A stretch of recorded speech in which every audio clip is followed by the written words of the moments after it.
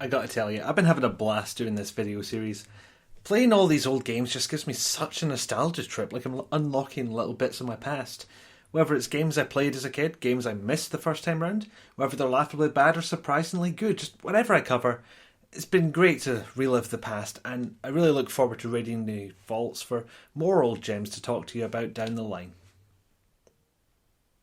So let's jump ahead about 17 years. Since the title of the video blatantly gives the game away, I'm just going to take a minute to talk to you about Wadjet Eye Games. It's an adventure games company founded by a married couple, sounds familiar, pretty much specialising in point-and-click adventures. Sounds familiar. And they've since gone on to not only making their own games, but also publishing third-party works. Sounds familiar. Which is where Vincent XII comes in, developer of some strange and fascinating indie games. I mean, whatever indie game do you know of that has an optional 15-minute intro sequence? It might seem like Wadjet Eye is merely publishing this, but company founders Dave and Janet Gilbert both show up a bunch of times in the credits, along with some of Wadjet Eye's regular stable of voice actors. The commentary?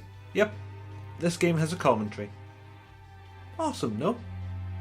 Reveals that Mr. 12 had been working on this for years with minimal progress until he finally teamed up with Wadjet Eye. Janet Gilbert programmed half the game herself and was the only person to have been working on Resonance full-time at any point. So it seems like it's been a real collaborative effort to get this one out, and the Gilberts still credit the games to their authors. Christ, that makes a change from the old days. Okay, enough stalling.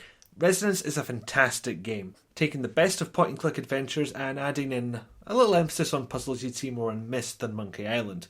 If either of those things appeals to you, go and buy it. Like, right now.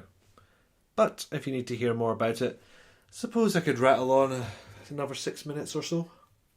We begin with a brief news report cataloguing a series of catastrophic attacks around the world, before rewinding 60 hours to find out how shit went down.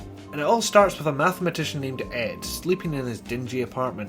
I want to spoil as little of the plot as I can, but I feel I have to explain how the four characters get together. I mean, they are on the promotional artwork after all. Cover your ears if you want, it's nothing you won't see in the demo anyway. Ed heads into work to talk his boss out of destroying all of their research. On the way he bumps into Anna, a doctor who turns out to be the niece of Ed's boss. Detective Bennett heads straight out from an early morning stakeout to the site of a reported explosion. The Juno laboratory just happens to be where Ed works.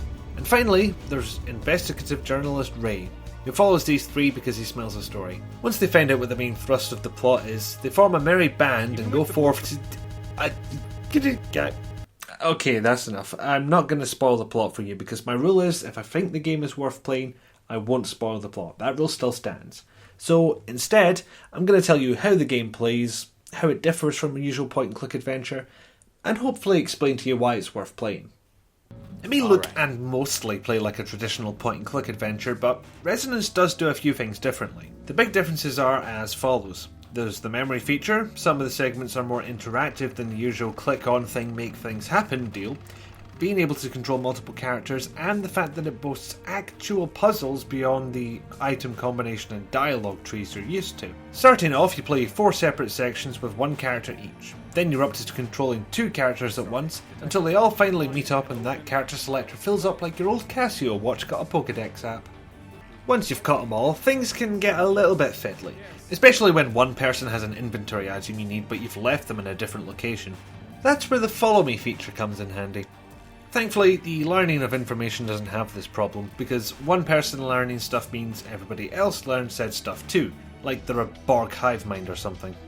Personally, I'm happy to dispense with realism if it means less backtracking. Resonance isn't the first game of this type to attempt using multiple characters, nor even the first to allow those characters to interact with each other directly, but using multiple characters at once to solve puzzles feels fresh for some reason. Whilst no one has unique abilities as such, each character has their own unique use. Bennett has access to the police station, Ray has his password cracker and smartphone, Anna can access all areas of the hospital, and Ed can... he can unlock a terminal. Just one.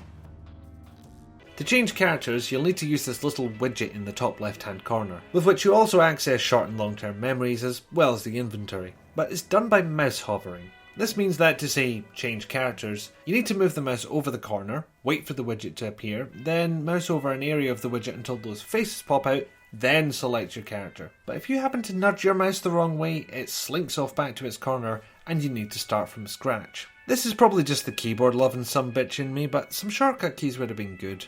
Just to get the last negative out of the way, there's a section that takes place in an event, which only works as a good set piece the first time you play it. But even then, it's entirely skippable. Going back to the widget, this is where your long and short term memories are lurking.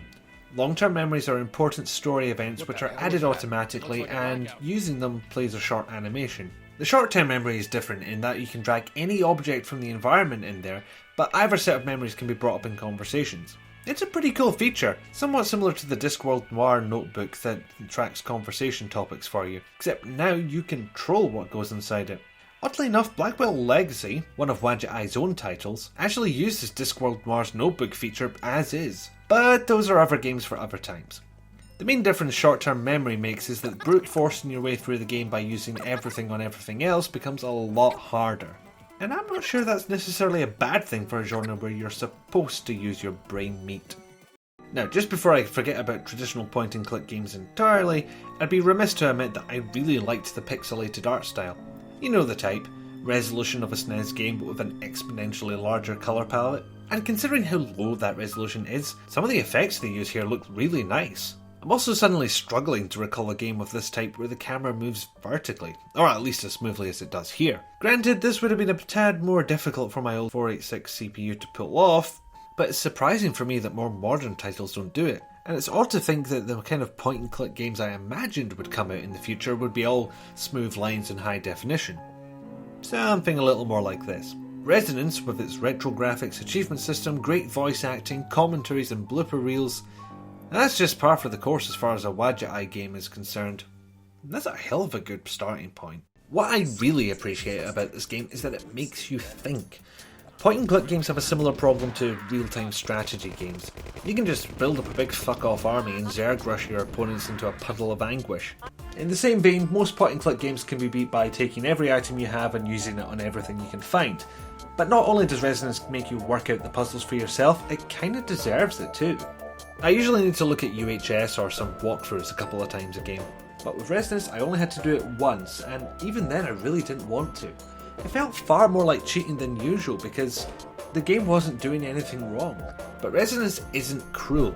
Getting into a game over scenario results in time rewinding to the point before you made the fatal decision. It's an interesting way to have death in your game without actually having game over screens.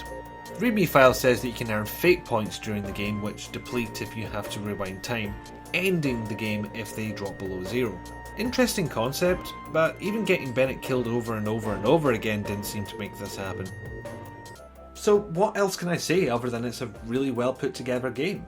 There's no standout bad moments, no bad voice acting, no puzzles that shouldn't be there. Hell, I played through the entire thing and I found 2 things I didn't like about it. 2!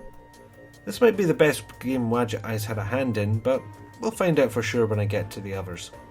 Well, hopefully that's all the information you need, and I've already said it's absolutely worth buying, so I'll just leave you with this bit of advice. See this puzzle here? This one? This puzzle is optional. Just bear that in mind.